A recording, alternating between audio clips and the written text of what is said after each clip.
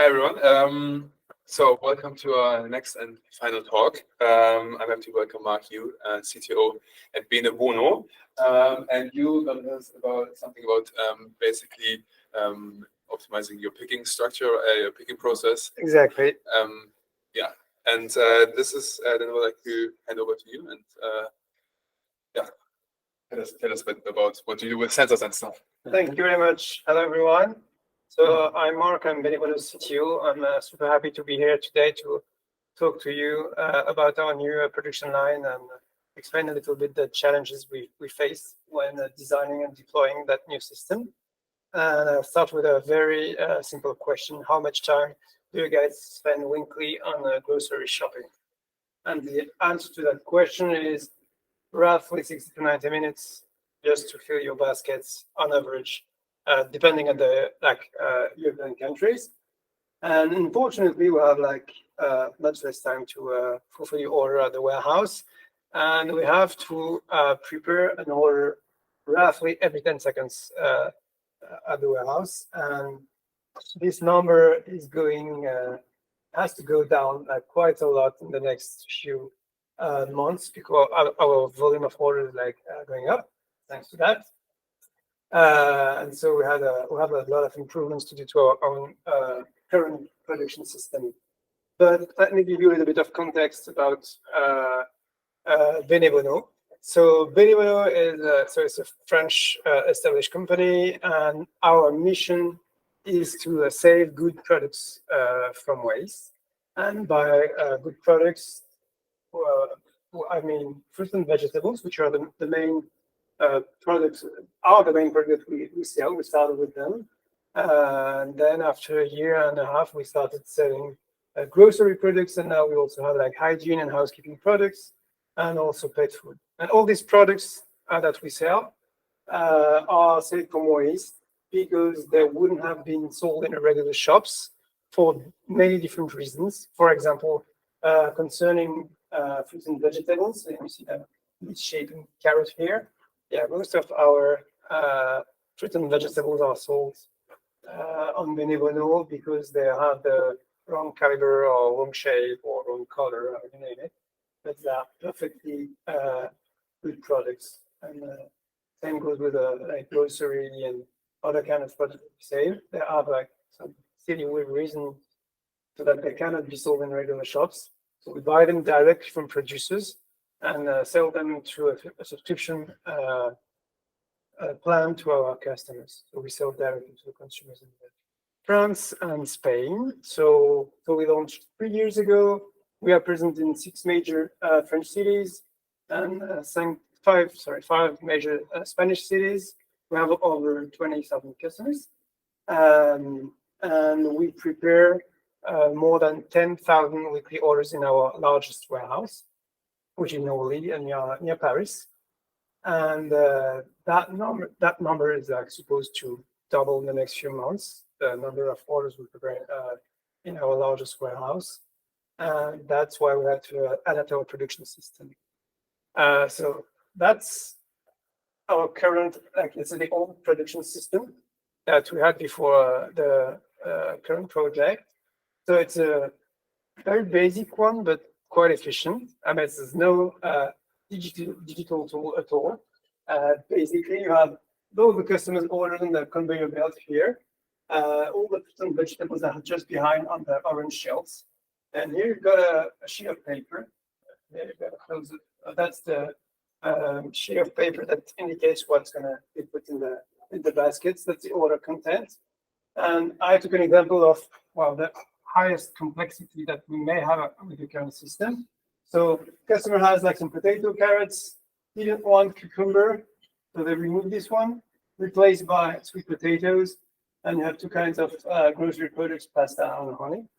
And that's the most complex order we can do now.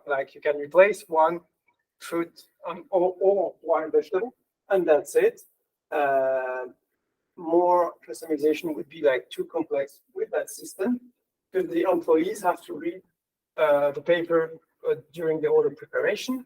And if the orders are too different from one another, it's too complex, and we would have a lot of errors in the order fulfillment.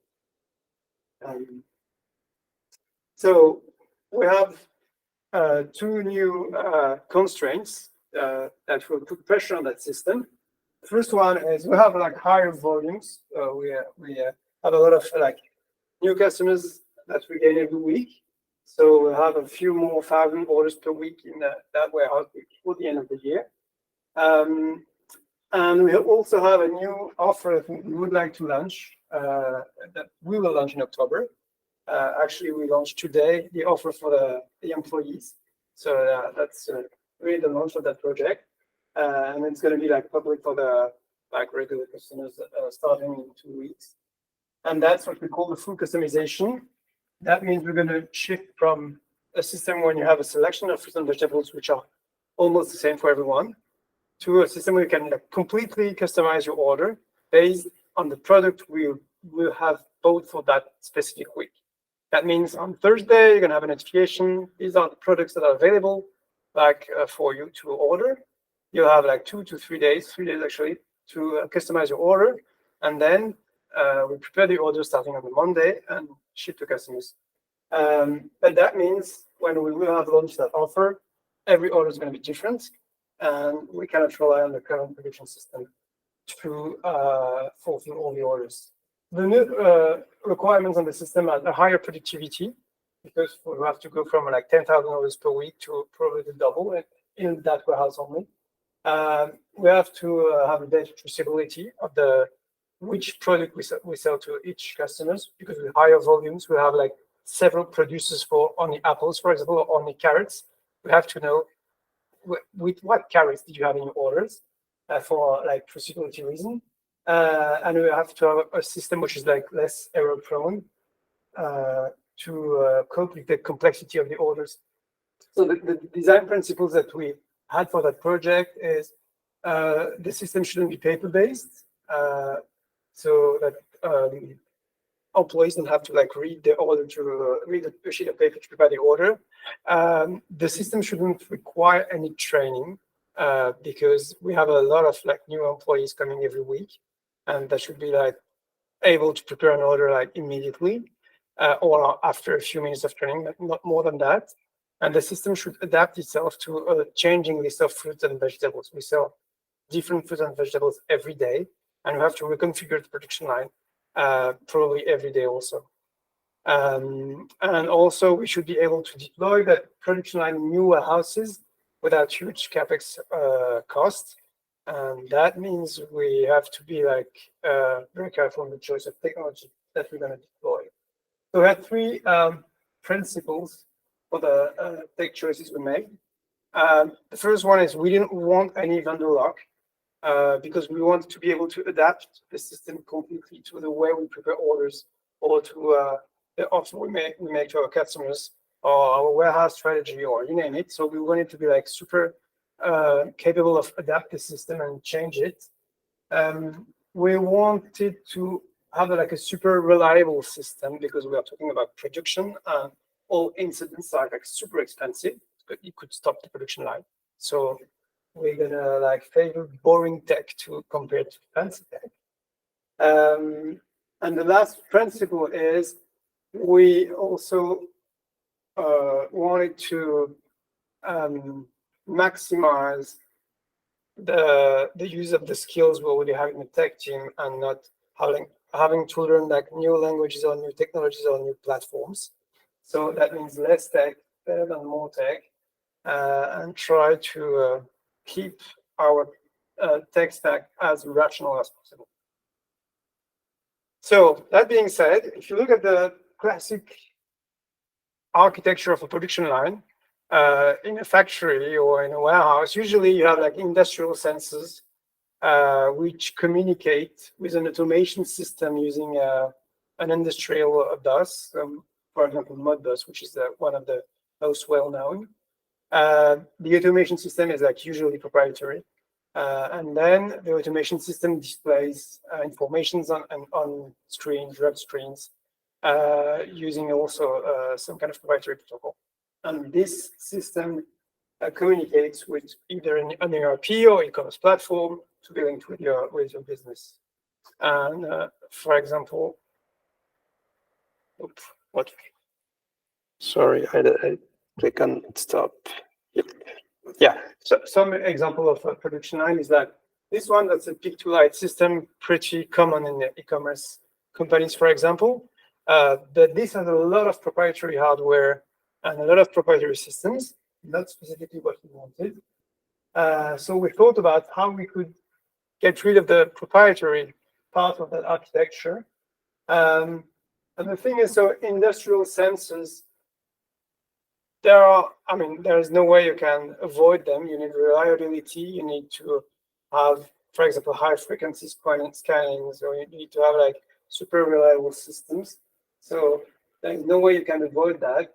But the others, we thought maybe we could like replace the automation server with a regular server that we could develop using the same tech that we use for our web servers, our API servers, and also for the rug screens.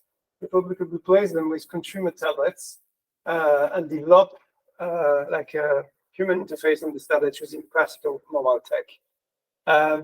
But the issue now is how we can like connect to the industrial sensors. And we had to find sensors that don't use like proprietary or industrial protocol, but regular TCP/IP protocols. More on that later. But we were able to find them, and we had a super, well, what do you think, simple architecture for a production line.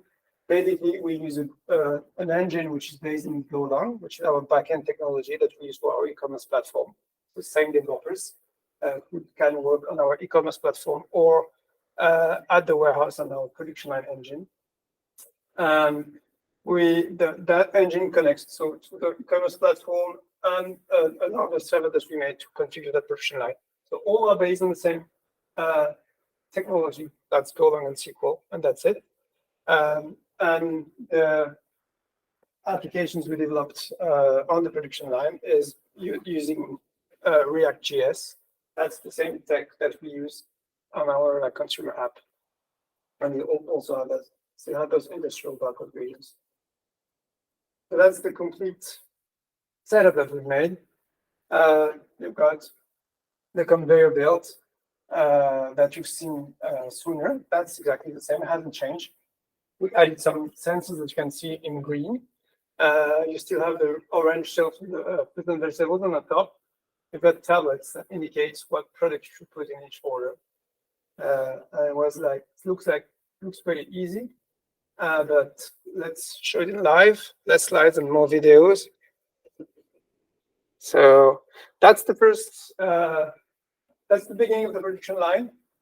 What's new with that production line is we need to generate a label that we're going to stick on the baskets, and all the baskets going to be put in large plastic box, which are easy to roll on the conveyor and which are easy to be scanned by the sensors.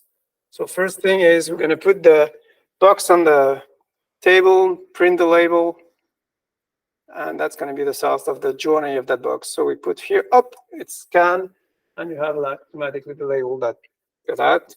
It's magic. That's all the labels. So in each box, you're going to have 3 customers' orders.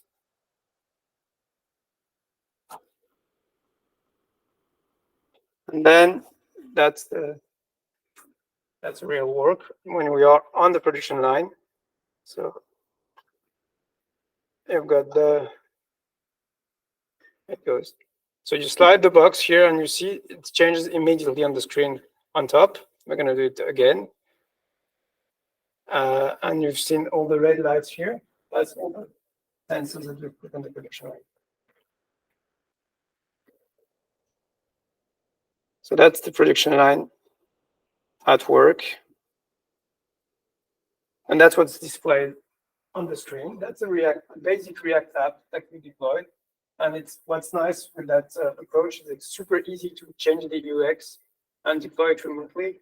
If we have like, I don't know, people that have issues, I don't know, with the colors of the displays, so that their work is easier.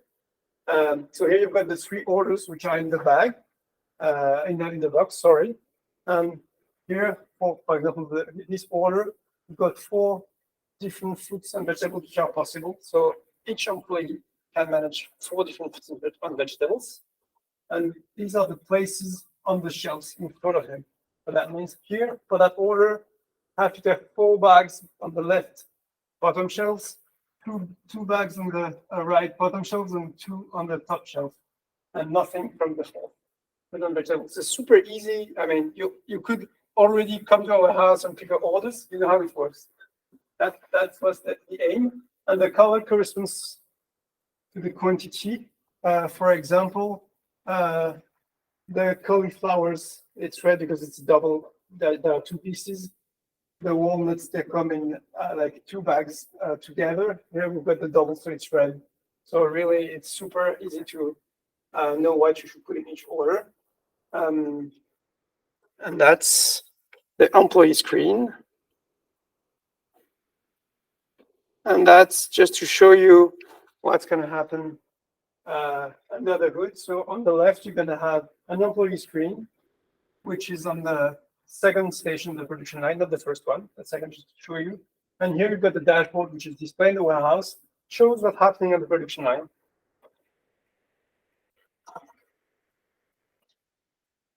So we're gonna like simulate the fact that we put a box on the production line. So it will appear over here on B1, the first station. Then move on B2, it's gonna appear on the left. The employee screen, it's second screen. Okay, now it starts. The box gonna arrive here on B1. And you're gonna see here we have 2,000 orders to prepare, and it's gonna change to 1. So that's the first order.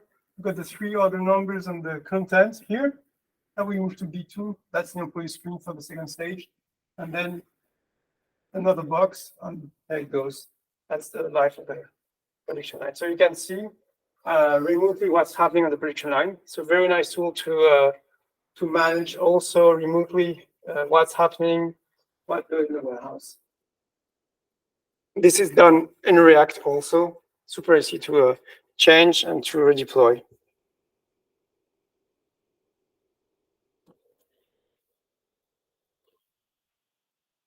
And these are the 2 last videos. And actually,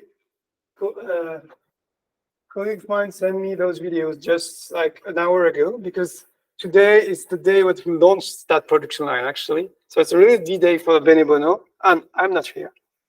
I'm hidden in Berlin, where the team is like launching everything. So that's the production line. Really, is the first orders that we have prepared today. In that system, you see the 3 orders in each basket, in each box, and the screen on top. That's very short videos. And that's the second one. You see a little bit more what's happening. So we put the baskets in the box. That's what we saw. That's a complete view of the production lines and all the screens which are being used right now. So there are up to 13 screens. That means certain employees on the production line.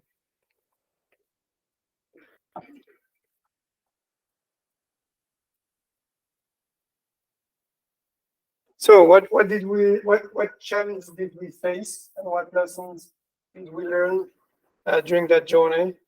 The first challenge was the choice of sensors. It was like quite difficult to find the right one.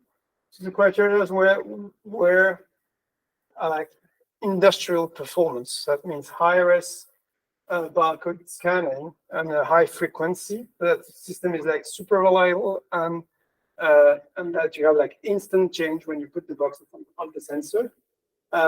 We needed an Ethernet connection and a full TCP/IP compatibility, and an affordable price. And that is like super difficult. I mean, industrial sensors usually are not fully Ethernet compatible. I mean, entry-level ones. So we are talking about high-end sensors, which may be super expensive. So we were able to find like sensors from Kiosk, the Japanese manufacturer, which were like in our price range. But that was really a major issue at the beginning of the project. Second challenge was network and API latency is really mattered. If you want to have like an instant change of the screen, and we're talking about like a production line where the productivity we want is like very high. There is no way you can like wait half of a second or even a quarter of a second to have the display on the screen. So that means all the order contents is stored locally in the production engine. So we have to synchronize, and that actually adds quite a lot of complexity on the project because the production engine synchronizes itself with the e-commerce platform. That when you scan a box, I mean, the order content is already there, and in less than 100 milliseconds, the screens change. That's really key for the success of the project. The third challenge is app deployment and always on screens are really difficult to manage. I mean, we made that trade-off not to have like industrial screens, which are much more expensive. So well, we are in the consumer world, and it's much more difficult to control completely what happens on the screen. So we use MDM software to deploy remotely, so mobile device management software, to control the tablets. But MDM software by itself adds a layer of complexity, usually difficult to manage, difficult to understand because they're packed with a lot of features. So, I mean, deploying a new version is not that easy even now. That's really an area of improvement for us still. This we hadn't foreseen at all. It's quite difficult to have like HTTPS connection in a closed network and on consumer tablets, but it's mandatory. For example, we thought we could like do without HTTPS. That would be nice, but the MDM software prevented us, didn't want us to connect to deploy web apps which are not served over HTTPS. So we are in the cloud networks where there are no thread issue at all.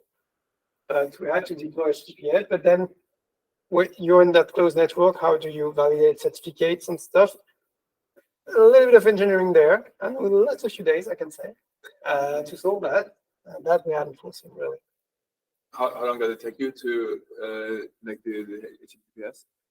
Well, quite a few days, I guess, 3 to 4 days to like find a workaround. First, we wanted to find a workaround, trying to use the MDM software without using HTTPS, but that didn't work. So finally, we had to find a way to validate certificates, I mean, SSL certificate, that would be used in the warehouse, but not on the public IP address. It's quite complex. So now what's next? So we launched today, so that's a good, huge milestone for us. Thank you. And what's next? We have to leverage the data that production line produce. That actually, there are a lot of opportunity there. So with every sensor event is recorded. So we know by the milliseconds how much time it takes for, I don't know, handling a watermelon or handling a cauliflower.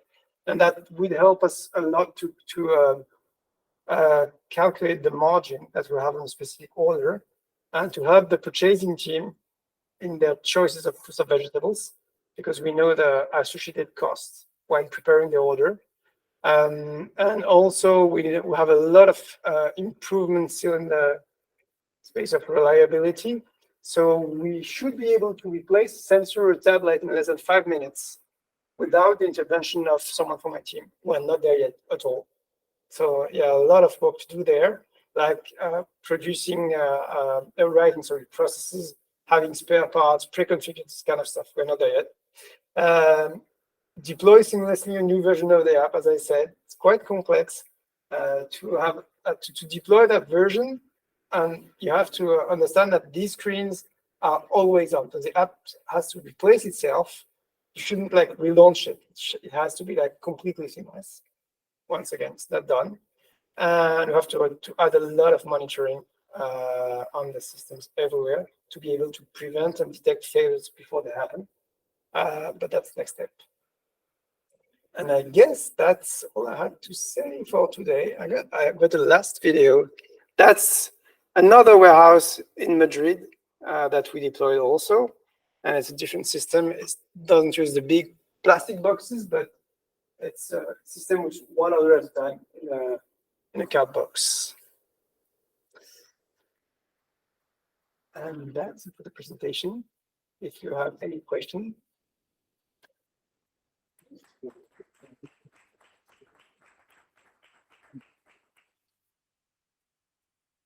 What was the development time in total? Like, when did you start? And So we started designing the system exactly a year ago. Okay. Because we thought that we wanted to launch that offer, the full customization, during Q4 this year. So we had to prepare that project before, because without the production line, there's no way we can like launch that full customization project. So we started designing it a year ago. I guess we found the sensors in Q1, end of Q1, and then it was like mainly developments from Q1 to the end of Q3 with 2 developers. to develop it? Just out of curiosity, how expensive is one sensor? So one sensor, it's around 600 euros. Okay.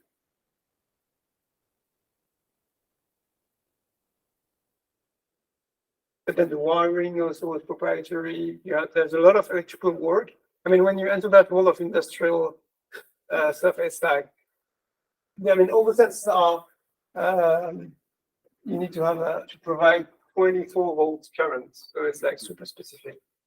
I mean, super common in the automation world and in the automatic warfare world and factory world, but not really our space, like web developers. And for the biggest warehouse, you said there are 30 people working in the production line. So we have 13 people on the production line, Yeah. and in the largest warehouse, we have 2 production lines. So the 2 Okay. production lines are equipped, so that's 26 employees that may work at the same time. Okay, and so that makes like a total of 70 different products. So that 70 different vegetables. No, because you have same production on the 2 production lines. The 1 production line should be able to have a complete order, but you've got 4 products per employee. Yeah, so you exactly. can go up to 42% Right. vegetables. Okay, yeah. Okay. How does it work? So when one start with the box, they follow the box to the end, or No. They move the box to the the, yeah. That's the. I mean, 1 employee is in charge of like 4 different frozen vegetables, and if it's, for example, vegetables which is with a very high demand, I don't know, potato, for example, he has only potato in front of him or her, and we'll do only potatoes. Because the other issue that we didn't see there, how do you fill the production line on vegetables? But that's under the other side of the production line. You've got people, scanning boxes for traceability and putting back like new fruits and vegetables on top of the production line. So there are production managers, for example, instructing employees that, okay, you are responsible for refilling and stuff. Yeah, exactly. There are people in charge of refilling, and they refill as fast as they can. That's the instruction. Basically, the production line has to be full all the time. And the warehouse basically a fridge. I saw everyone was wearing a jacket. Yeah. That was one of the challenges when we worked on that project, because we forgot our jacket a few times. For long days, very cold. Yeah, it's 5 degrees, I guess, or 6 degrees. Okay. For the conservation of fruits and vegetables. So you said one of the challenges you have is to update the app. Is it because the screen is 24/7 always on, or? Yeah, it's How do you 24/7. work? Okay. But we don't work yet during. We have only 1 shift. Okay. But right now, the tablets are always on, and we'll find a way to like switch them off automatically during the night. It's not done yet. Unless somebody goes there. Yeah, exactly. You don't want that. And instead using a web app instead with the, where you just. We use a web app, Okay. so it can refresh itself. So that's one way of addressing it. But sometimes you need to. So the thing is, so the app is served by the local engine also. Then we deploy both at the same time. And but yeah, one of the ways to do so exactly to refresh the web app without using the MDM. It's a PTM, and we bought the MDM for that.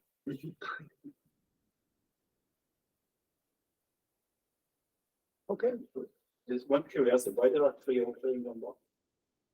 Oh, that's because that's the way we ship them. So around Paris, we have our own trucks, and these boxes fit perfectly into the truck, and the truck is filled up to the roof, and that's the way to maximize the load in the truck. And the way the orders are ordered on the production line is first we're going to put the orders that have to be in the back of the truck. So we compute the trips before the day. For example, we have 2,000 orders to deliver, and they're all in a specific order to be loaded at the back of the truck if they are at the end of the trip. And there's a special application there as well to like optimize the route. Oh yeah, we use like third-party software for that. It's like a super complex software because it has also to take into account like traffic jams and road which are blocked around Paris and stuff. How many orders will you be able to fulfill per day or per whatever? That's a very good question. We don't know yet. Okay, yeah. Really, we don't know yet. So we are able to do more than 2,000 orders on one day on one production line. So Already. Yeah, Okay, yeah, okay, already. okay. Mhm. But not just in time orders, right? Customer order, then time in one day, or like. Oh, well, more than that because so the right now the customers order 1 week and receive the order the week after. So the shortest we've got is you prepare you make your order on Sunday and we deliver on Tuesday. Then you can prepare them on the day. Oh yeah, we run On the day. run the delivery. And did you do any stress tests for the application? Because you said, okay, we don't know until when it can. Oh yeah, which one but the system can go like much. Okay, it's like Yeah. There's no like really tech limit. The limit is in the number of employees you can have on the production line, and specifically the pace at which you can refill the production line. So it's operation issue rather than yeah, technical. and the room it takes to have all the people moving with boxes and filling the production line. That's the real issue. So technically it's all sorted, but operationally. Yeah. The issues are more operational. Another question on, you said you sell vegetables and products that are not, that they cannot be sold in other shops. Is it because other shops just don't want to sell them, or you need to have some special permission? Oh no, it's just that they don't want so. Because they don't look right. Yeah, exactly. And that's between 5 to 10% of the production of each farmer. It's pretty high. Yes, but Aren't there also new regulations that you forbid to sell? Oh, so there are regulations for example, like E-commerce. kiwis which are too small. We don't have the right to sell them, so we don't have the right either. We don't sell them. But misshapen carrots, I mean, there are no regulations. But yeah, people are in the supermarket, you just don't buy them. you said that it's a subscription model. Yeah. So you pay every month? No. So it's per week, but I mean, it's a subscription with no commitment. Mhm. That means every Thursday you receive the list of fruits and vegetables, and you can choose either to keep the basket or skip it. No. And you can suspend any time. So really no commitment. But I mean, there is no checkout. You enter your credit card when you subscribe, Mhm. and then each week choose if you want to have the basket or not. And you can add grocery baskets. So we have got another production system for all the grocery products. And apart from monitoring, what features do you want to launch in the future? So do you have a backlog already? What features? For that production line? Yeah, and for like the app and backend and stuff. Oh yeah, so for the production line, there are things you would like to add is, for example, if you want to add like gifts or incentives to specific customers, for example, loyalty programs, that's really the kind of thing we could add very easily on the screen. Mhm. So I don't know, it's your fifth order, and have specific gifts for that. That's super easy to like display on the screen, add that gift, for example, a Bene Bono tote bag in the order, super easy to do with that system. And that we couldn't do before. I mean, there are a lot of marketing schemes that we can now develop using that tool.